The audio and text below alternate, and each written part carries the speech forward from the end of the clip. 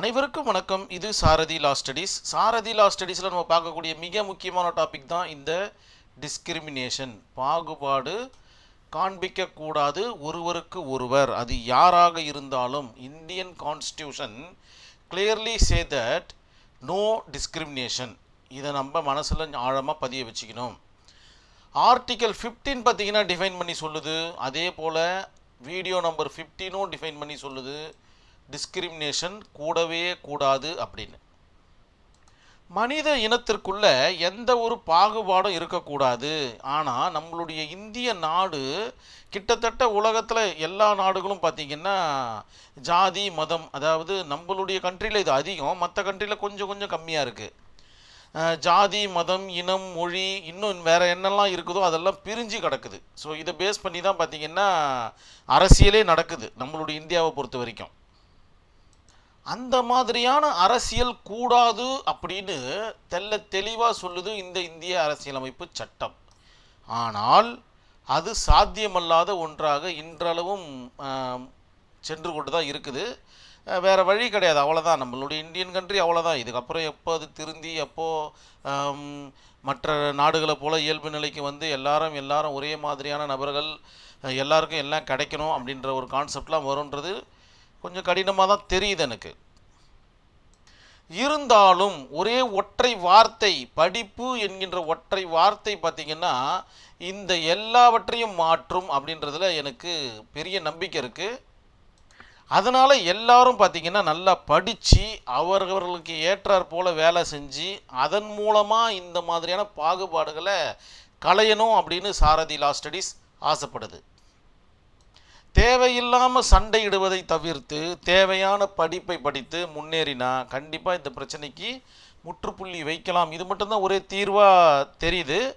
எல்லாரும் படித்து எல்லாரும் முன்னேறணுன்றது ஒரு ஆசை. சரி, ஆர்டிக்கல் 15 பார்த்திங்கன்னா இந்த மாதிரியான விவகாரங்களை சொல்லுது. இதில் மொத்தம் 4 சப் கிளாஸஸ் இருக்குது. ஆர்டிக்கல் 15 சப் கிளாஸ் 1 என்ன சொல்லுதுன்னு பார்த்தீங்கன்னா நோ டிஸ்கிரிமினேஷன். தெளிவாக சொல்லிச்சு, பாகுபாடு காட்டக்கூடாது. எதில்?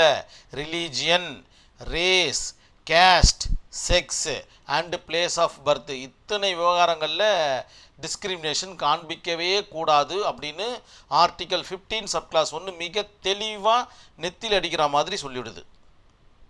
அதாவது தமிழில் சொல்லப்போனால் இந்திய குடிமகன் எவரும் மதம், இனம், பாலினம், ஜாதி அல்லது பிறந்த இடம் ஆகியவற்றின் அடிப்படையில் பாகுபாடுக்கு உள்ளாக்க கூடாது அப்படின்னு சொல்கிறது தான் இந்த article 15 sub clause 1.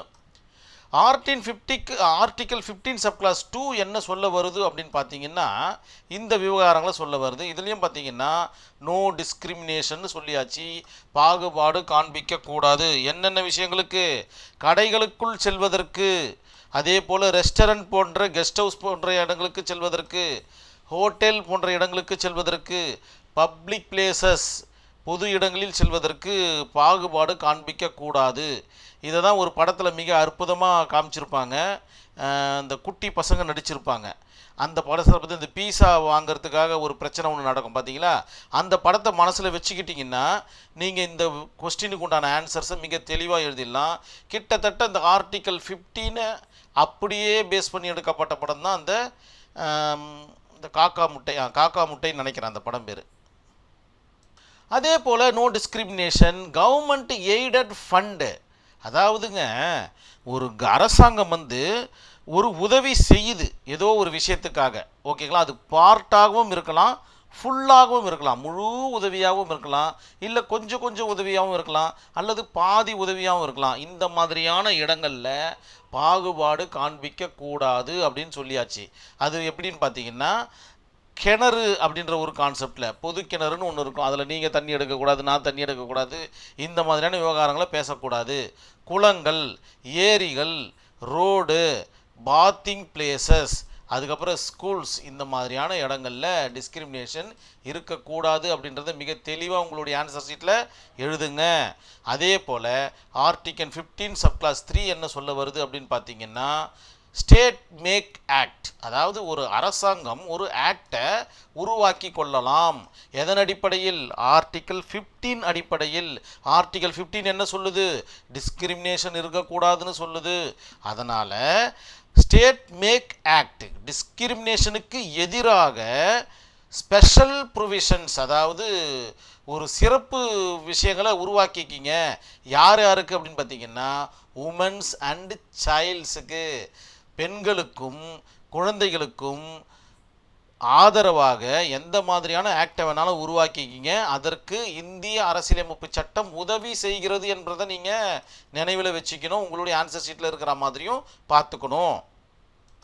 Article 15 subclass 4 என்ன சொல்லுது அப்படின்னு பார்த்தீங்கன்னா கிவ்ஸ் ஸ்பெஷல் சான்ஸ், ஏதோ ஒரு சான்ஸை கொடுக்குது. யாருக்கு அப்படின்னு பார்த்தீங்கன்னா சோஷியலி அண்ட் எஜுகேஷ்னலி பேக்வேர்டு, அதாவது கல்வியில் பின்தங்கிய அந்த நபர்களுக்கு, பொருளாதாரத்திலும் கல்வியிலும் பின்தங்கிய அந்த நபர்களுக்கு ஒரு ஸ்பெஷல் சான்ஸை கொடுங்க.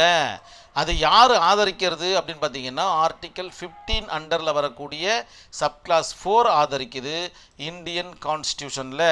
அதன் அடிப்படையில் தான் இப்போ பார்த்தீங்கன்னா நிறைய பேருக்கு கல்வி உதவித்தொகைகள் வழங்கப்படுகின்றது, ஹாஸ்டல்ஸ் கட்டப்படுகின்றது, உணவுகள் இலவசமாக வழங்கப்படுகின்றது. படித்தா மட்டும் போதும் அப்படின்ற மாதிரி அரசாங்கம் எவ்வளவோ நல்ல விஷயங்களை செஞ்சுக்கிட்டு இருக்கு இந்த ஆர்டிக்கல் மூலமாக. கண்டிப்பாக இந்த மாதிரியான விவகாரங்கள்லாம் உங்களுடைய ஆன்சர் ஷீட்டில் மிக அற்புதமாக நேர்த்தியாக எழுதுனீங்கன்னா இந்த கொஸ்டினுக்கு உண்டான ஆன்சர்ஸு அழகாக உங்களுக்கு கிடைக்கும். இப்போது குண்டூர் மெடிக்கல் காலேஜ் வெர்சஸ் மோகன் Rao all India record in 1976 நடந்த கேஸு ஆனரபிள் சுப்ரீம் கோர்ட்டில் பேஜ் நம்பர் 1904 இருக்குது. இந்த கேஸ் ஸ்டடியில் என்ன சொல்ல வராங்க, that means fact of case என்ன அப்படின்னு பார்த்தீங்கன்னா மோகன் ராவ் அப்படின்ற ஒரு நபருடைய தகப்பனார் என்ன பண்ணுறாரு, இந்து மதத்தை சேர்ந்தவராக இருக்கிறாரு. ஸோ இவர் இந்து மதத்தை சேர்ந்தவராக இருக்கிறாரு. என்ன பண்ணுறாரு அப்படின்னு பார்த்தீங்கன்னா திடீர்னு அவருடைய சமூகம், அதாவது மடிகா MADIGA மடிகா சமூகத்தை சேர்ந்தவங்க, தட் மீன்ஸ் கேஸ்ட் இல்லையா. ஸோ மடிகா சமூகத்தை சேர்ந்த இவர் திடீர்னு கிறிஸ்டினாக கன்வெர்ட் ஆகிடுறாரு. Convert into Christian. இந்துவாக இருக்கிற அந்த மடிகா சமூகத்தை சேர்ந்த மோகன் ராவ் கிறிஸ்டியனாக கன்வெர்ட் ஆகிறாரு. ஓகேங்களா. கிறிஸ்டியனாக கன்வெர்ட் ஆகிட்ட பிறகு, அதாவது மோகன் ராவுடைய தகப்பனார் தான் இந்துவாக இருந்து கிறிஸ்டியனாக மாறுறாரு. இப்போ என்ன பண்ணுறாரு அப்படின்னு பார்த்தீங்கன்னா மோகன் ராவ் பிறக்கிறார்.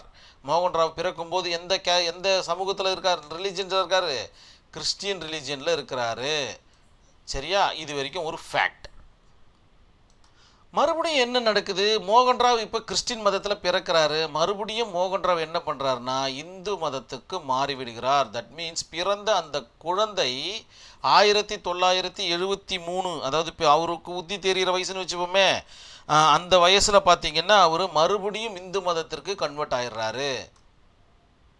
மேலும் அவர் என்ன பண்ணுறாரு அப்படின்னு பார்த்தீங்கன்னா அந்த மடிகா சமூகம் இருக்கு இல்லைங்களா, அவங்களுடைய கேஸ்ட், அந்த ஜாதி இருக்குது பார்த்தீங்களா, அந்த ஜாதியில் இவர் போயிட்டு அதற்குண்டான சர்டிஃபிகேட்டையும் வாங்கிடுறாரு. ஏன்னா அந்த ஜாதியிலேருந்து பார்த்தீங்கன்னா எடுத்துட்ட பிறகு தான் அவர் கிறிஸ்டியனாக மாற முடியுன்றதுனால இந்துவாக மாறினதுக்கப்புறம் மறுபடியும் அவங்களுடைய சொசைட்டியில் சேர்ந்துடுறாரு. இது வரைக்கும் இன்னொரு ஃபேக்ட். ஸோ அந்த மடிகா சமூகத்தை சேர்ந்தவர்களும் பார்த்தீங்கன்னா இந்த மோகன் ராவை ஏற்றுக்கொள்கிறார்கள். இதுதான் பார்த்தீங்கன்னா இந்த கேஸுடைய ஃபேக்ட்டு. இப்போ என்ன நடக்குதுன்னு பார்த்தீங்கன்னா இவர் என்ன பண்ணுறாரு, மடிகா சான்றிதழ் அடிப்படையில், அந்த சான்றிதழ் ஒன்று வச்சுருக்காரு இல்லைங்களா, அந்த சான்றிதழ் அடிப்படையில் ஒரு MBBS சீட் ஒன்று படிக்கிறதுக்காக போடுறாரு. அவருடைய ஜாதியின் அடிப்படையில், அந்த மடிகா ஜாதியின் அடிப்படையில், கேஸ்டின் அடிப்படையில் அவருக்கு சீட்டு கிடைச்சிருது. பின்னாடி இவருடைய ஹிஸ்ட்ரியெல்லாம் பார்த்தீங்கன்னா பார்க்குற அந்த அரசு கல்லூரி குண்டூர் மெடிக்கல் காலேஜ் அவருடைய சேர்க்கையை ரத்து பண்ணிடுறாங்க. ஏன்னா அவருடைய தகப்பனார் இந்துலேருந்து கிறிஸ்டினாக மாறுறாரு, இவர் பிறப்பால் கிறிஸ்டினாக இருக்கிறாரு, அகைன் இவர் கிறிஸ்டின்லேருந்து இந்துவாக மாறுறாரு. இந்த மாதிரியான ஒரு பிரச்சனைகள் இருக்குது, இந்த மாதிரி ஏதோ ஒரு விஷயங்கள் இருக்குது. அப்படின்றதுனால என்ன பண்ணுறாங்கன்னு பார்த்தீங்கன்னா அவருடைய MBBS சேர்க்கைக்கான அந்த லிஸ்ட்லேருந்து இவர் பேரை நீக்கி விடுகிறார்கள் அப்படின்றத உங்களுடைய ஆன்சர் ஷீட்டில் தெளிவாக எழுதுங்க.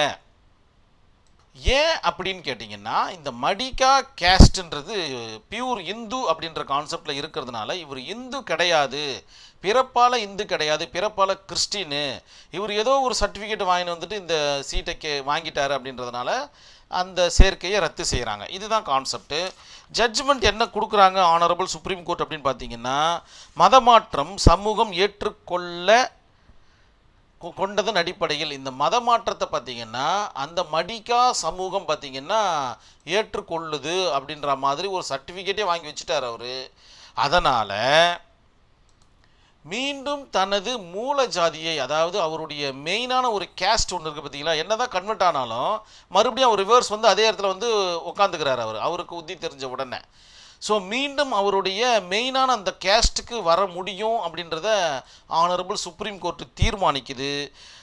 அது மட்டும் இல்லாமல் குண்டூர் மெடிக்கல் காலேஜ் அந்த சீட்டை அப்போயே வேக்கண்ட்டாக தான் வச்சுருக்கிறாங்க அப்படின்றத ஒத்துக்குது. இந்த சீட்டு வந்து வேக்கண்ட்டாக தான் இருக்குது அப்படின்ற மாதிரி ஒத்துக்கொண்டதன் அடிப்படையிலும் இவருடைய அந்த மூலஜாதியில் சேர்ந்ததற்குண்டான கான்செப்டை ஆனரபிள் சுப்ரீம் கோர்ட் ஏற்றுக்கொண்டதன் அடிப்படையிலையும் அவருக்கு பார்த்திங்கன்னா அந்த மெடிக்கல் காலேஜ் சீட்டு மறுபடியும் வழங்கப்படுகிறதுன்றதை உங்களுடைய ஆன்சர் ஷீட்டில் எழுதிக்கிங்க. இதிலேருந்து என்ன தெரியுது, ஆர்டிக்கல் 15 பார்த்திங்கன்னா ஆர்டிக்கல் 15ஓட உதவியால் இவர் அந்த சீட்டை வாங்கியிருக்கிறாருன்றது தெரியுது. உங்களுடைய ஆன்சர் ஷீட்டில் மிக நேர்த்தியாக தெளிவாக எழுதுங்க. நம்மளுடைய சாரதி லா ஸ்டடீஸில் ஒரு வாட்ஸ்அப் குரூப் ஒன்று ரன் ஆகிட்டுருக்கு. இதில் இணையணும்னு ஆசைப்பட்டீங்கன்னா இந்த நம்பருக்கு உங்களுடைய பெயர் மற்றும் ஊர் உடன் எனக்கு டெக்ஸ்ட் மெசேஜ் பண்ணிங்கன்னா, தட் மீன்ஸ் வாட்ஸ்அப்பில் நான் குழுவில் இணைச்சிடுவேன். எதற்கெல்லாம் இந்த வாட்ஸ்அப் குரூப் அப்படின்னு கேட்டிங்கன்னா, நேரடி பயிற்சி வகுப்புகளுக்கு ஒரு சில நேரங்களில் ஆஃபர் கொடுக்கும்போது நீங்கள் இதில் இணையலாம். ஏன்னா இதன் மூலமாக தான் உங்களுக்கு எல்லா டீட்டெயில்ஸும் வரும் அப்படின்றத நினைவில் வச்சுக்கிங்க. கண்டிப்பாக இணைவீங்க அப்படின்ற ஒரு நம்பிக்கையோடு இந்த வீடியோவை நான் கம்ப்ளீட் பண்ணிக்கிறேன். நன்றி, வணக்கம்.